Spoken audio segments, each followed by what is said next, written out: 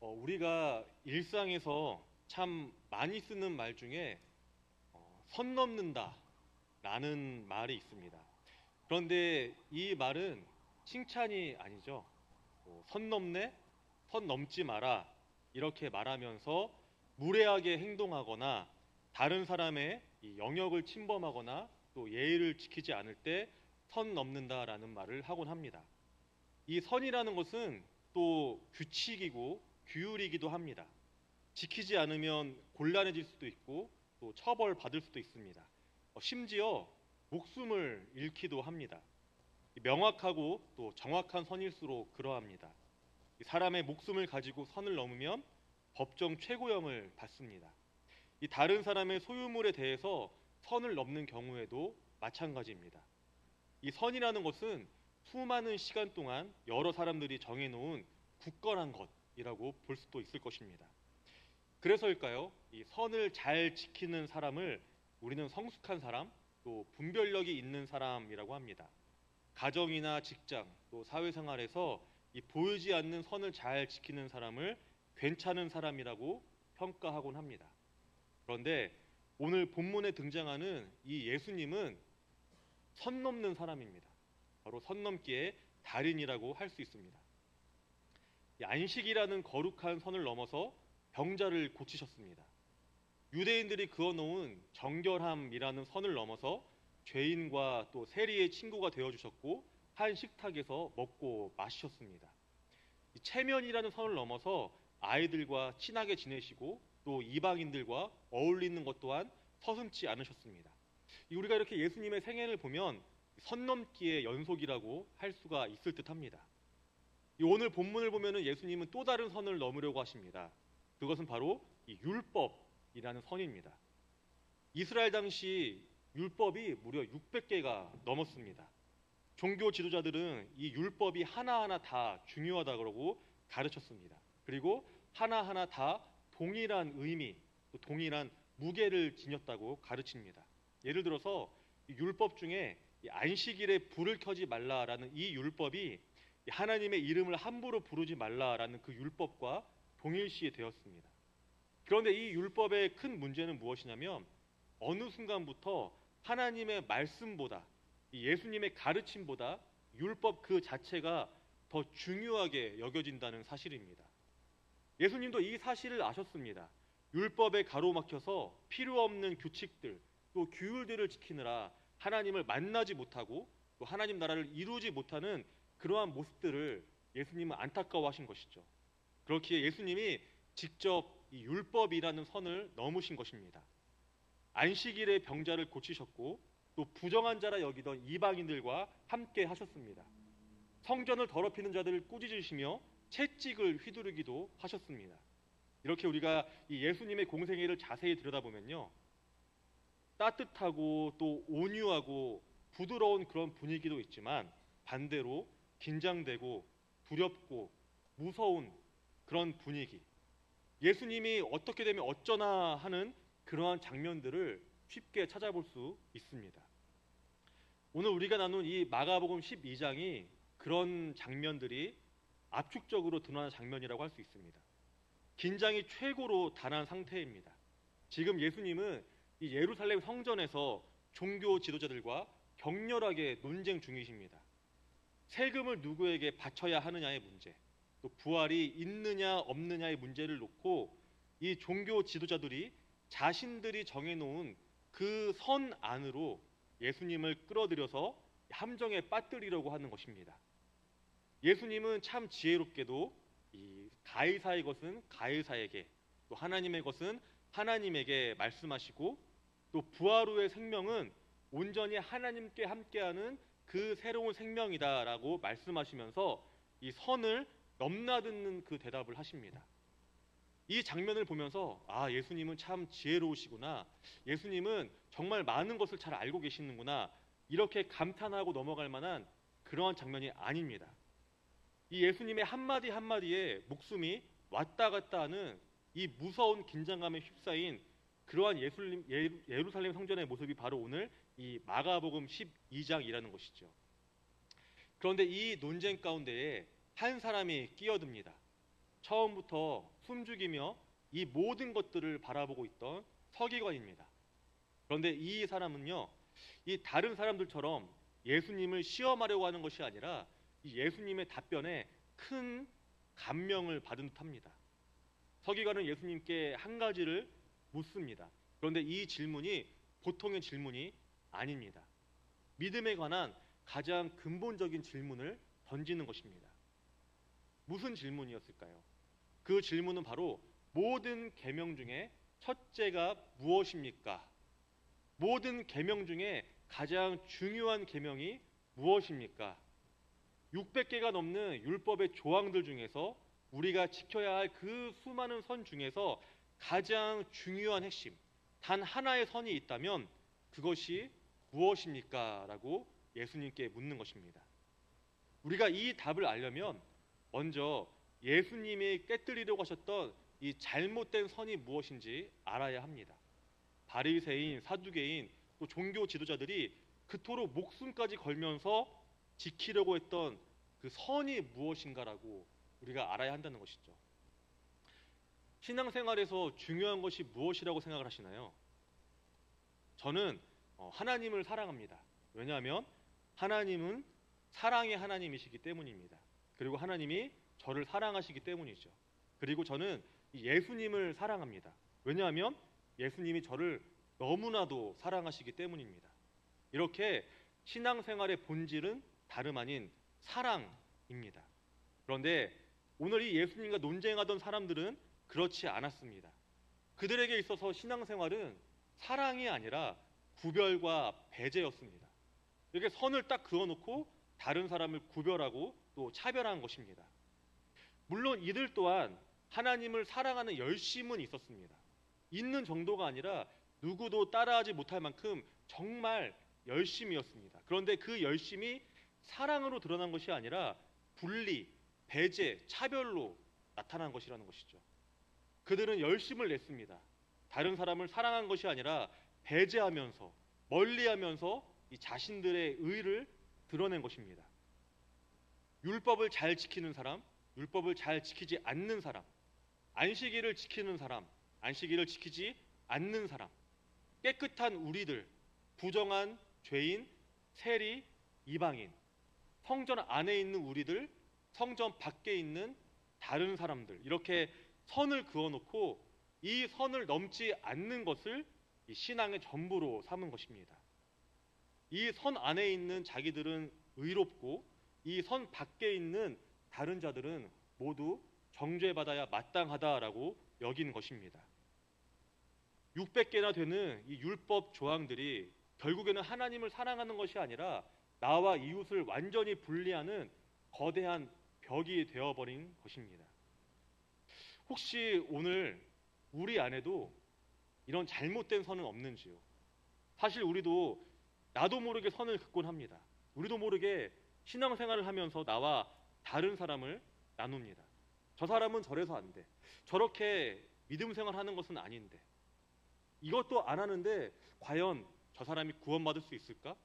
이렇게 나만의 이 신앙적인 기준을 선을 그어놓고 다른 이들을 판단하는 것입니다. 그런데 중요한 것은 이러한 선들이 나를 거룩하게 만들지 않는다는 것입니다. 오히려 이러한 선들이 우리를 바리새인처럼 교만하고 위선적인 그런 죄인들로 만들 뿐입니다. 저에게도 이 신앙생활에 있어서 다른 사람과 구분하는 이런 선이 있었습니다. 어렸을 때 일인데요.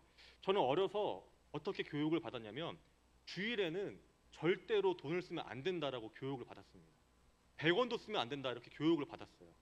이 어린 나이에 예배가 끝나고 슈퍼에 뛰어가는 그 친구들 보면은 참 부러웠습니다. 그런데 여기에서 끝이 아니었어요. 저 아이들이 부럽고 나도 좀 맛있는 거 사 먹고 싶다. 여기서 끝이 아니라 한 단계 더 나아간 것입니다. 나는 돈을 쓰지 않기 때문에 저 아이들보다 믿음이 좋아. 하나님이 쟤들보다 나를 더 이뻐하실 거야 라는 그런 마음이 있었던 것이죠. 이게 바로 저의 선이었던 것입니다. 성도님들은 어떠신가요? 우리도 각자의 선이 있습니다. 나는 새벽기도 잘 지켜. 나는 봉사를 정말 열심히 해. 나는 매주 교회를 빠지지 않아. 그런데 하나님은 그러한 선을 좋아하지 않으신다는 것입니다. 예수님은 이러한 선을 무너뜨리기 위해서 이 땅에 오셨습니다. 예수님은 우리에게 진짜 우리가 넘어야 하는 생명의 선이 무엇인지를 보여주십니다. 가장 중요한 계명이 무엇입니까? 라는 질문에 예수님은 이렇게 대답하십니다. 오늘 말씀 29절, 30절 말씀입니다. 예수께서 대답하시되 첫째는 이것이니 이스라엘아 들으라 주 곧 우리 하나님은 유일한 주시라.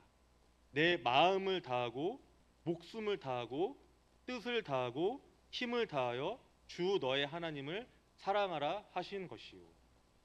마음을 다하고 목숨을 다하고 뜻을 다하고 또 힘을 다하여서 하나님을 사랑하라. 이 말씀이 예수님이 오늘 우리에게 가르쳐 주시는 가장 첫 번째 되는 계명이라는 것이죠. 그런데 이 말씀은 사실 예수님이 처음 하신 말씀이 아닙니다.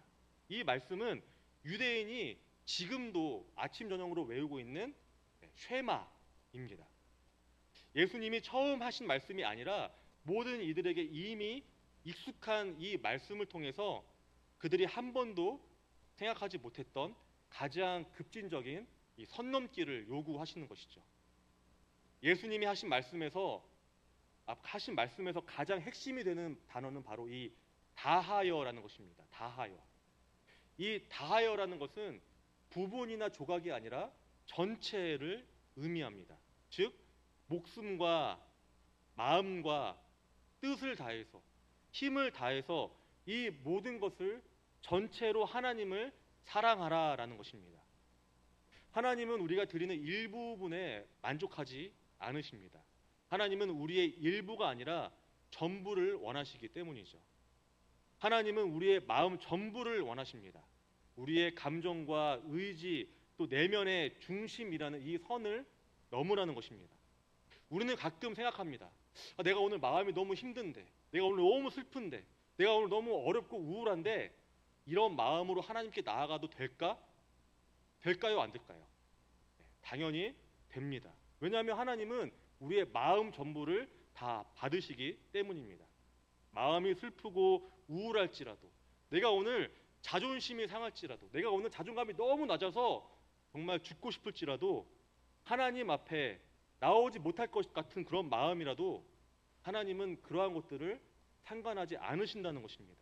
그러한 마음까지도 하나님을 살아가는 데 힘써라 라고 주님은 말씀하십니다. 그리고 하나님은 우리의 목숨 전부를 원하십니다. 여기에서 목숨은 헬라어로 푸시케라고 합니다. 이 푸시케는 단순한 이 생명을 말하는 것이 아니라 우리의 영혼, 자아, 그리고 나 자신 이 모든 것을 뜻합니다. 예수님은 이렇게 말씀하셨습니다. 누구든지 자기 목숨을 구원하고자 하면 잃을 것이요 나와 복음을 위하여 목숨을 잃으면 구원하리라. 여기에서 이 목숨이라는 것이 바로 푸시케라는 것입니다. 즉 우리가 하나님을 사랑한다면 적어도 내 목숨은 지켜야지, 내 영혼은 지켜야지, 내 자아는 지켜야지, 내 자신은 지켜야지, 이러한 안전함이 아니라 이 에스더의 고백처럼, 에스더가 뭐라고 고백했죠? 죽으면 죽으리이다. 이러한 고백처럼 내 자아와 내 생명까지도 아끼지 않겠다라는 그러한 사랑을 하나님은 요구하신다는 것이죠. 또 하나님은 우리의 뜻을 다하기를 원하십니다. 여기에서 뜻이란 우리의 이성과 또 판단을 말합니다. 순종이 무엇일까요? 순종은 하나님을 따르는 것입니다. 그런데 이 순종을 가로막는 것이 있습니다.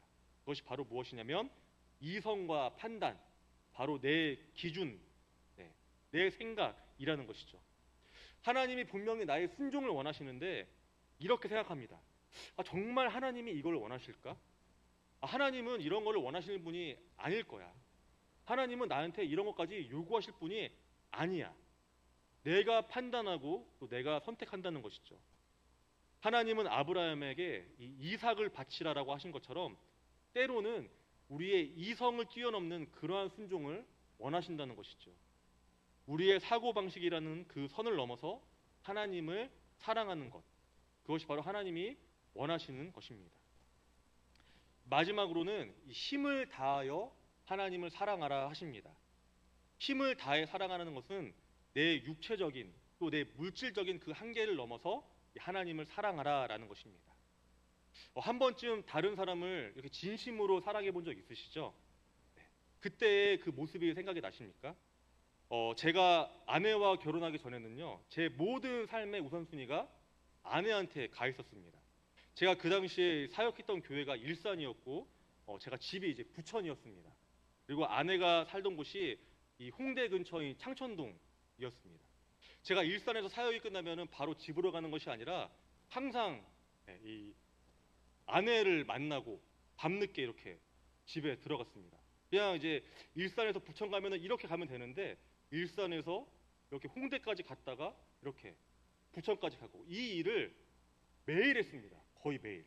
그리고 이 전도사 사례 얼마 되지 않은 이 전도사 사례도 전혀 아깝지 않았습니다. 정말 제 모든 시간, 제 모든 힘, 제 모든 이 물질을 다 그분께 이렇게 바치면서 사랑을 했습니다.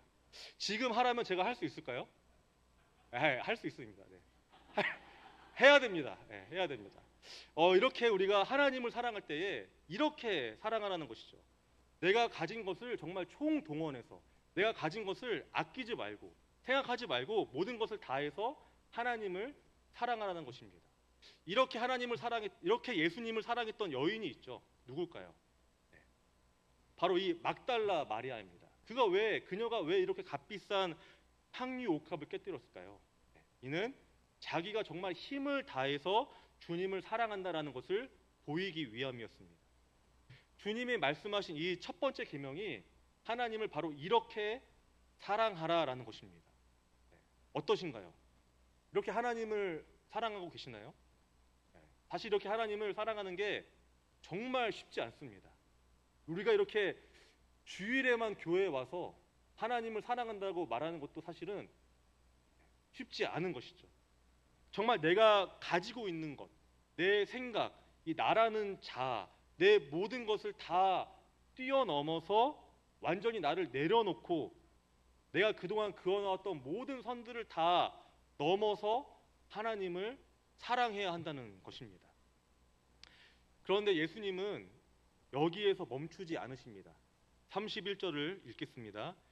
둘째는 이것이니 내 이웃을 내 자신과 같이 사랑하라 하신 것이라. 이보다 더 큰 계명이 없느니라. 예수님은 묻지도 않은 이 두 번째로 중요한 계명을 말씀하십니다. 그리고 이 두 번째 계명이 첫 번째 계명, 하나님을 사랑하는 것, 그것과 똑같이 중요하다라고 말씀하십니다. 이 두 번째 계명이 무엇이냐고요? 바로 이웃을 사랑하라라는 것입니다. 사실 우리 기독교는요, 정말 단순하고 심플한 그런 종교입니다. 다른 종교들처럼 외워야 하는 경전이나 아니면 반드시 지켜야 하는 규율이나 규칙, 외워야 하는 것도 사실 없습니다. 왜냐하면 우리는 십자가에 다 있기 때문이죠. 이것만 기억하시면 돼요. 십자가가 어떻게 생겼죠? 이렇게 생겼습니다. 이게 위로는 수직으로는 하나님 사랑입니다. 이렇게 수평, 옆으로는 누구 사랑일까요? 이웃 사랑입니다. 우리가 이렇게 십자가만 알면 돼요. 하나님 사랑, 이웃 사랑. 하나님을 사랑하는 것 따로 할 수 없고요. 이웃을 사랑하는 것 따로 할 수가 없습니다. 십자가는 이렇게 생긴 게 아니라 이렇게 모여야만 십자가가 되는 것입니다. 하나님 사랑이 이웃 사랑으로 증명돼야만 합니다. 즉, 하나님을 사랑합니다라고 말을 하면서 이웃을 사랑하지 않는다면 그 사람은 하나님을 사랑한다고 우리가 말할 수 없다는 것이죠. 요한일서 4장 20절 말씀입니다. 누구든지 하나님을 사랑하노라 하고 그 형제를 미워하면 이는 거짓말하는 자니 보는 바 그 형제를 사랑하지 아니하는 자는 보지 못하는 바 하나님을 사랑할 수 없느니라. 하나님을 사랑하면 우리가 이웃을 사랑할 수 있게 됩니다. 반대로 하나님을 사랑한다고 말하면서 이웃을 사랑하지 않는 사람은 진짜로 하나님을 사랑한다라고 말할 수가 없다는 것이죠. 그렇다면 이 이웃사랑의 기준은 무엇일까요? 이웃사랑의 기준은 바로 너 자신과 같이 사랑하라입니다. 너 자신과 같이. 우리가 넘어야 할 가장 높은 선이 바로 나입니다. 나. 우리는 이 나라는 선 안에 갇혀 삽니다. 내 시간 중요하죠. 내 물질 중요합니다. 내 자존심 너무너무 중요합니다. 내 경험, 내 편안함, 내 권위, 내 입장. 정말 이 나라는 선을 넘지 않으려고 우리는 너무나도 부단히 노력을 한다는 것입니다. 그런데 예수님이 말씀하시죠. 그 선을 넘어서 이웃 안으로 들어가라라고 말씀하십니다. 내 자신과 같이 사랑하라. 이것은 그동안 이 나라는 선에 갇혀서 가지 못했던, 깨닫지 못했던 내 이웃의 슬픔, 내 이웃의 외로움, 내 이웃의 필요함을 내 것인 것처럼 동일하게 느끼고 또 행동하라는 것입니다. 예수님이 말씀하신 선한 사마리아인 이야기가 떠오릅니다. 이 비유를 통해서 이웃사랑이 무엇인지 보게 되는 것이죠. 강도 만난 자를 도운 사람은 누구인가요? 제사장도 아니었고요. 레위인도 아니었습니다. 제사장과 레위인은 이 자신들의 선을 넘지를 못했습니다. 그들의 선은 무엇이었을까요? 바쁘다라는 선이었고, 종교적인 정결함이라는 선이었고, 나는 안전해야 한다라는 그런 선이었습니다. 그런데 사마리아인은 어떻습니까? 모든 선을 다 넘어버립니다. 민족 감정이라는 그러한 선을 넘었고요. 안전, 자기도 강도당할 수 있는데 그 안전이라는 선을 넘었습니다. 자기도 바쁜데 그 시간이라는 선을 넘었고요. 자기도 가진 것이 얼마 없지만 돈이라는 선도 기꺼이 넘었습니다. 누가 내 이웃입니까? 선 긋는 이런 질문이 아니라 도움이 필요한 모든 이웃과 함께하는 선 넘기를 이 사마리아인이 실천한 것입니다. 정말 이웃을 사랑하십니까? 하나님을 사랑한다고 하면서 내 주위에 있는 사람의 아픔과 슬픔에 얼마나 공감하셨는지요. 그들에게 도움의 손길을 내밀으셨는지요. 아니면 그들을 밀어내고 외면하셨는지요. 우리가 이 예수님의 그 가르침을 깨닫게 되면요, 단순히 예수님의 말씀을 알아듣는 것에서 끝나지 않습니다. 여기에서 한 발 더 나아간다는 것입니다. 하나님 사랑과 또 이웃 사랑의 가르침에 서기관은 이렇게 말합니다. 선생님이여 올소이다. 마음을 다하고 지혜를 다하고 힘을 다하여서 하나님을 사랑하는 것과 또 이웃을 자기 자신과 같이 사랑하는 것이 전체로 드리는 모든 번제물과 기타 제물보다 나으니라. 알겠습니다, 예수님. 이웃을 사랑하고 하나님을 사랑하는 것이 중요한 것을 깨달았습니다. 여기에서 끝난 것이 아니라 예수님, 하나님을 사랑하고 이웃을 사랑하는 것이 모든 번제물과 다른 제물보다 더 중요한 것이군요. 이렇게 대답을 합니다. 이 서기관도 유대인입니다. 그 역시 평생을 이 율법이라는 선 안에서 살아온 사람입니다. 제사와 율법이 그의 삶에서 가장 중요한 기준이 되었던 사람이죠. 그런데 이제는 깨닫습니다. 내가 가장 중요하게 여겨온 것보다, 내가 가장 소중하게 생각해온 것보다, 내가 넘지 않으려는 이 선보다 더 중요한 것이 모든 것을 다해서 하나님을 사랑하고 다른 이웃을 내 몸처럼 사랑하는 것이구나, 이것을 깨달았다는 것입니다.